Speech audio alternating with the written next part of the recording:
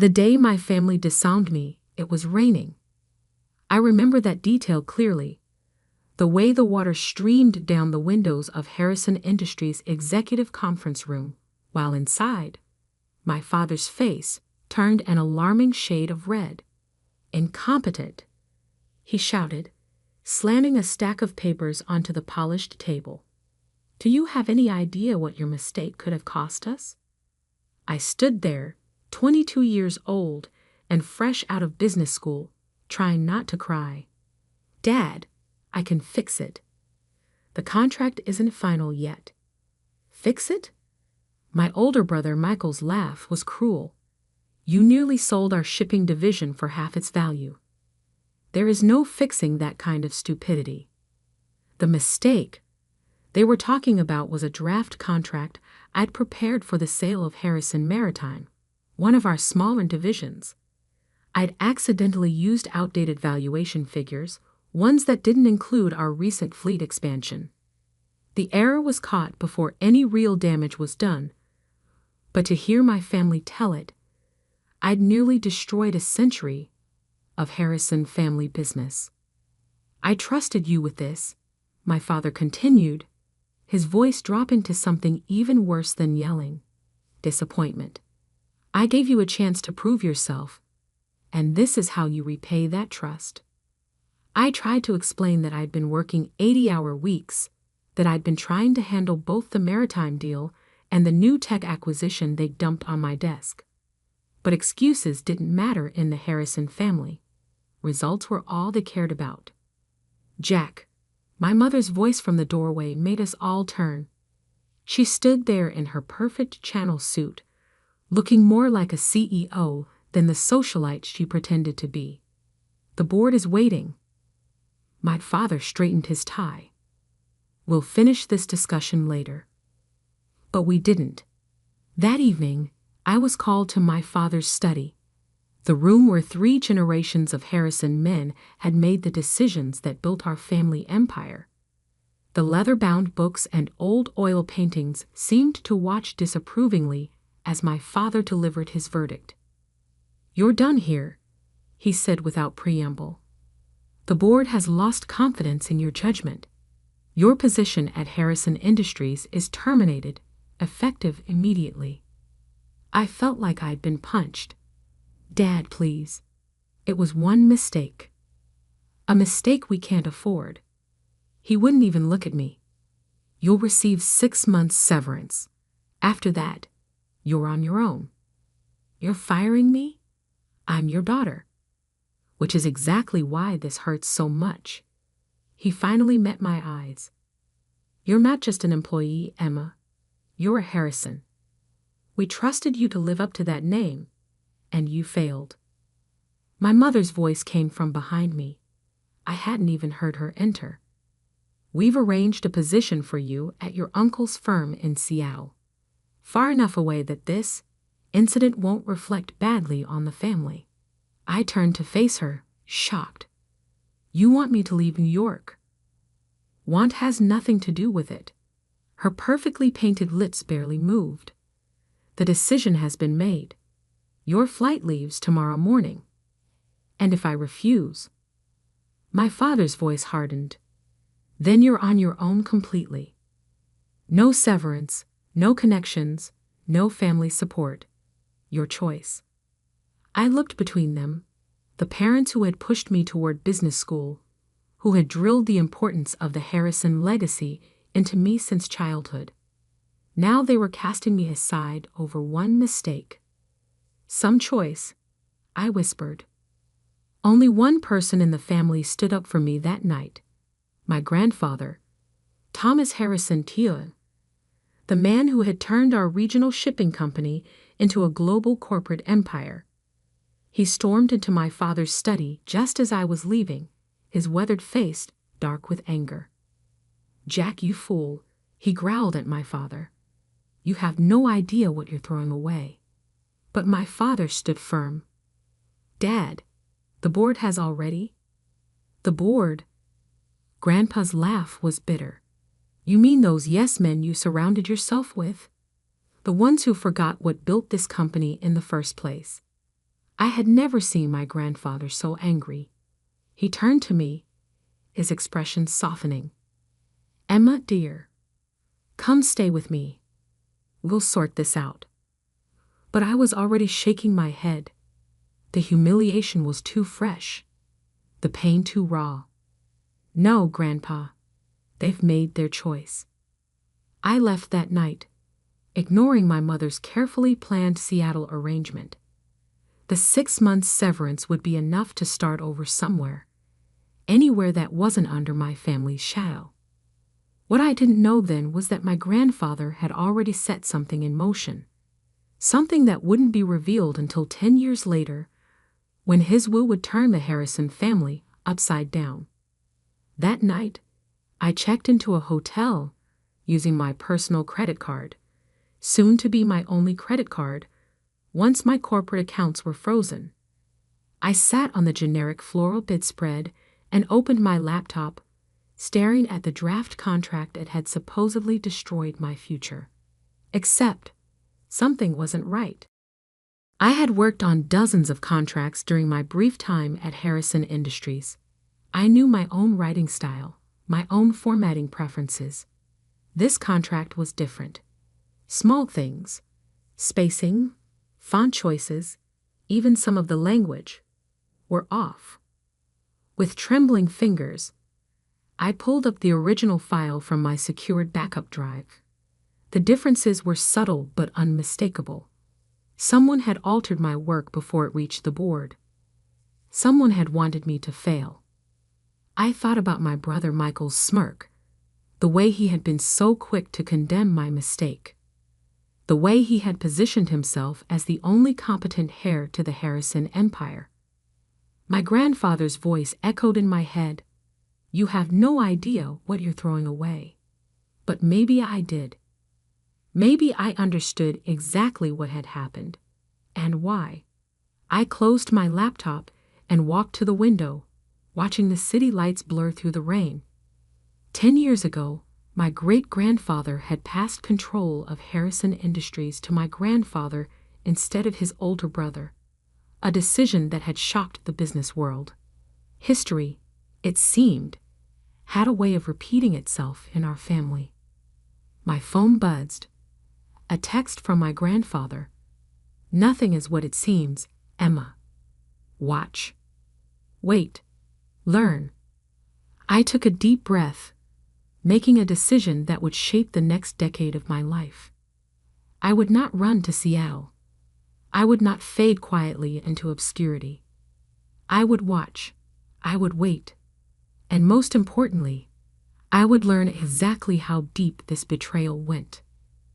What my family didn't know, what even my grandfather couldn't have predicted, was that their mistake was about to turn into their worst nightmare. Because the contract I had actually prepared, the one that had been altered without my knowledge, it contained a hidden clause, a small but crucial detail that would only become apparent years later. A detail that would give me control of Harrison Maritime's most valuable assets, right when the family needed them most. I smiled at my reflection in the rain-streaked window. They thought they were teaching me a lesson about failure. Instead, they were about to learn one about underestimating the wrong person.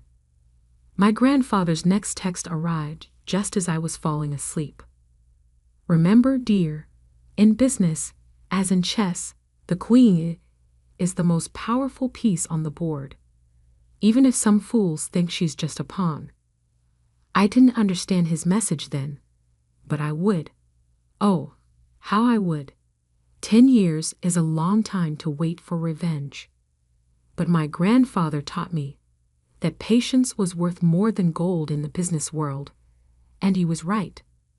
I spent the first year building my cover, a small consulting firm in Boston, far enough from New York to avoid family scrutiny, but close enough to keep tabs on Harrison Industries.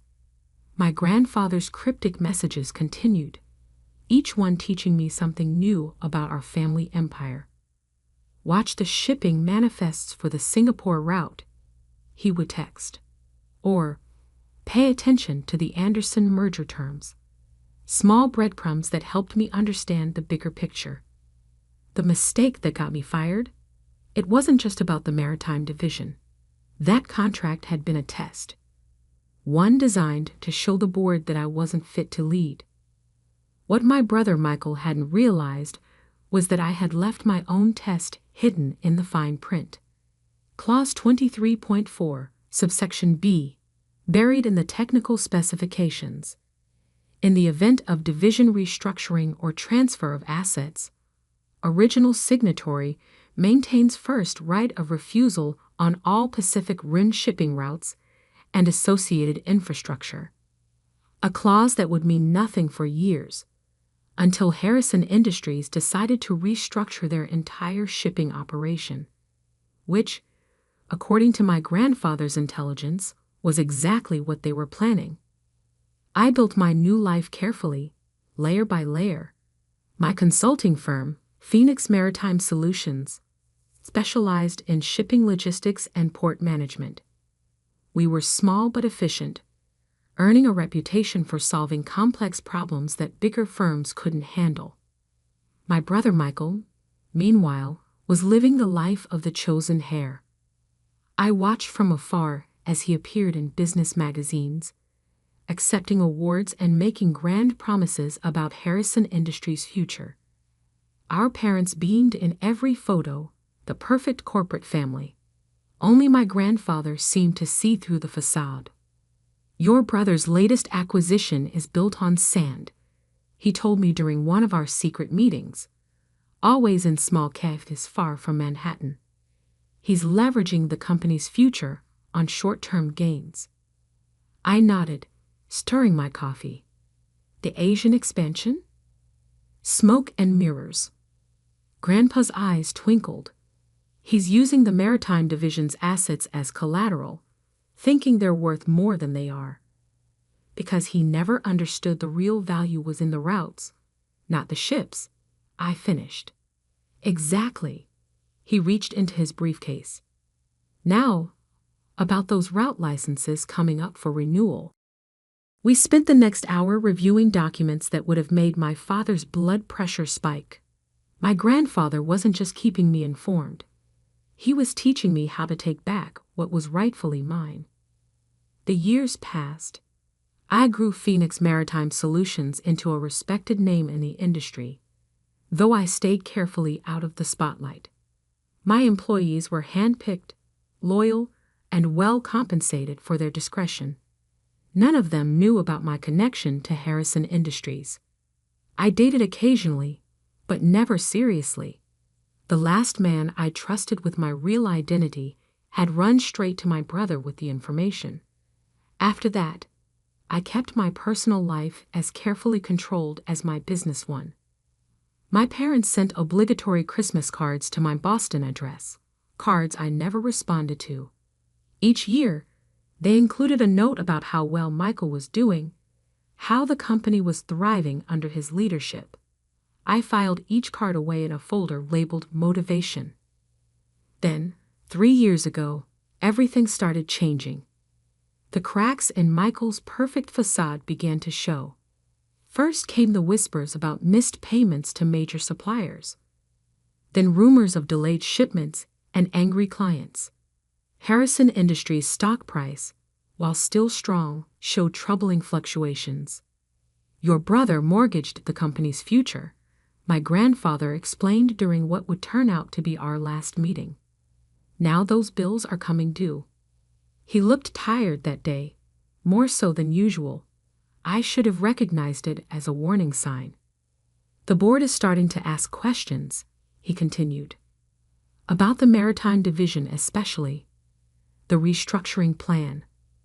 Will trigger my clause," I finished, "if they try to sell off or reorganize the shipping routes. You'll have first right of refusal." He smiled proudly. "The clause they never noticed, hidden in the contract they used to destroy you." 2 months later, my grandfather had a stroke. The doctors said it was quick, painless. The official announcement praised him as a titan of industry. the man who built Harrison Industries into a global power. I attended the funeral, of course, standing in the back of the church, watching my family play their roles of grieving heirs. Michael gave a touching eulogy about learning business at our grandfather's knee. I nearly laughed out loud at that. The only thing Michael had learned from Grandpa was how to take credit for other people's work. My parents saw me, but didn't approach. Maybe they were ashamed. More likely, they were worried I would cause a scene. I left before the reception, driving straight to my lawyer's office. "Your grandfather's will reading is scheduled for next week," she informed me. He was very specific about the timing. I nodded, unsurprised. Everything about my grandfather was specific and carefully planned. "All major shareholders and family members are required to attend in person," she continued. "No proxies allowed." Again, typical Grandpa. He would want everyone there to witness whatever he had planned. The next week passed in a blur of preparation. I reviewed every document, every contract, every piece of information my grandfather had shared over the past decade. Phoenix Maritime Solutions was positioned perfectly, cash reserves high, credit lines secure, relationships with key players solidified.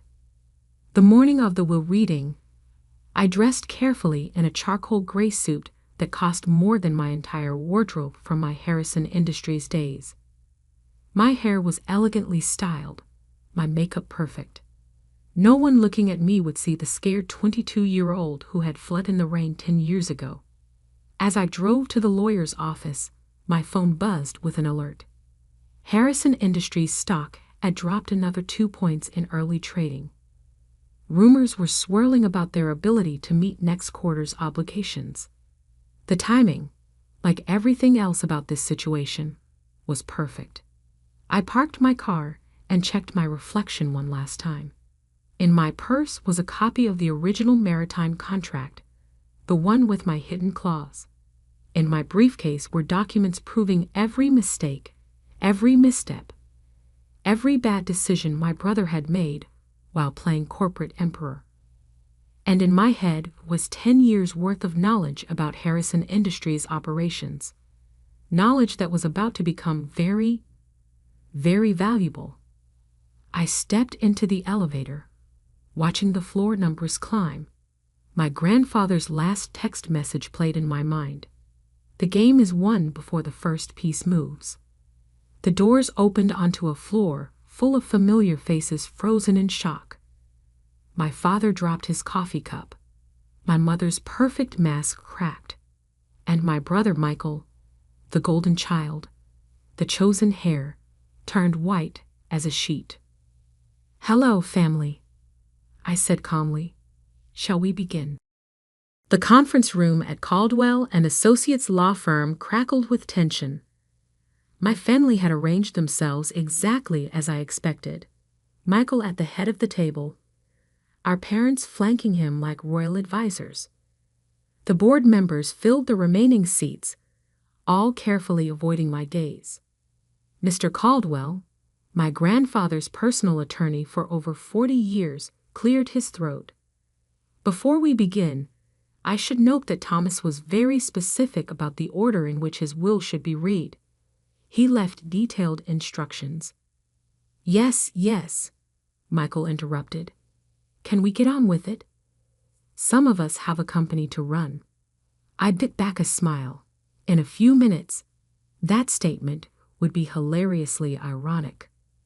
Mr. Caldwell opened an envelope, his expression carefully neutral. "Very well. This is the last will and testament of Thomas Harrison AI. The first few items were standard: personal belongings to various family members, charitable donations, arrangements for his staff." My mother dabbed at her eyes with a monogrammed handkerchief when he left her his antique jewelry collection. My father nodded approvingly at the size of the charitable endowments. Then came the part everyone was waiting for. Regarding Harrison Industries, Mr. Caldwell paused, adjusting his glasses. The situation is complex. Michael leaned forward. Complex how? The succession plan was clear. As CEO, as interim CEO, Mr. Caldwell corrected. Your position, like many things, was temporary pending the reading of this will. The room went silent. I watched the color drain from my brother's face as Mr. Caldwell continued reading. To my grandson, Michael, I leave these words of wisdom. Power without understanding is like a ship without a rudder. You sought control, but never learned why our company worked. You chased growth without appreciating the foundation that supported it. And most tragically, you betrayed your own sister to advance yourself. Michael shot to his feet. This is ridiculous. I didn't. Sit down, Mr. Caldwell said firmly. There's more. He pulled out another document, one I recognized, my original maritime contract. 10 years ago, a contract was deliberately altered to discredit Emma Harrison and force her removal from the company. I have here the original document, along with proof of who made those alterations. My father's face had turned an interesting shade of purple. That's ancient history. The board's decision was based on falsified evidence, Mr. Caldwell finished. Evidence that Michael provided after tampering with his sister's work. The board members began murmuring among themselves. I noticed several of them eyeing the exits. Furthermore, Mr. Caldwell continued, the original contract contained a clause that becomes particularly relevant now. Emma, would you like to explain? All eyes turned to me. I stood slowly, smoothing my suit jacket. Clause 23.4, subsection B, gives the original signatory, me, first right of refusal on all Pacific Rim shipping routes and associated infrastructure in the event of division restructuring. Which means nothing, Michael snapped. We're not restructuring the maritime division. Actually, I pulled out my phone, displaying the morning stock alerts. You are. The Singapore deal you announced last week? The one meant to save the company from the debt you've accumulated. It can't happen without restructuring the shipping operations. Which means you need my approval. I finished. And you won't get. The room erupted in chaos. Board members were already on their phones, likely calling their lawyers. My mother had actual tears running down her face, ruining her perfect makeup. My father looked like he might have a stroke. Mr. Caldwell raised his voice over the din. There's more. From his briefcase, he produced a thick folder. Thomas Harrison's majority shareholding in Harrison Industries is hereby transferred in its entirety to his granddaughter, Emma Harrison. The silence that followed was deafening. Additionally, he continued, all voting rights associated with the family trust shares are to be exercised by Emma Harrison, effective immediately. Michael collapsed back into his chair. This can't be legal. Dad, do something. But our father was staring at another document Mr. Caldwell had placed on the table, a detailed report of Harrison Industries' finances under Michael's leadership. Your grandfather spent the last 10 years documenting every mistake, every poor decision, every instance of mismanagement. Mr. Caldwell explained. He worked closely with Emma to understand the true state of the company while you were all believing your own press releases. I stepped forward, placing my own folder on the table. Phoenix Maritime Solutions, my company, has spent years building relationships with the clients you've been neglecting. We've secured contracts you didn't even know were available. And now you own us, my father whispered. No, I corrected. I own what's mine. What should have been mine 10 years ago, before you chose to believe lies over truth? Mr. Caldwell cleared his throat. There's one final item. A letter Thomas wanted read aloud. He opened a sealed envelope and began reading. To my family. Power doesn't come from titles or boardroom theatrics. It comes from understanding. Understanding your business, your people, and most importantly, yourself. 10 years ago, you cast aside the one person who truly understood what made Harrison Industries work. You chose flash over substance, greed over growth, betrayal over loyalty. Emma didn't just survive your betrayal, she thrived despite it. While you were all watching Michael play CEO, she was learning every aspect of this industry. She built her own success while watching you destroy your inheritance. Consider this my final lesson in business.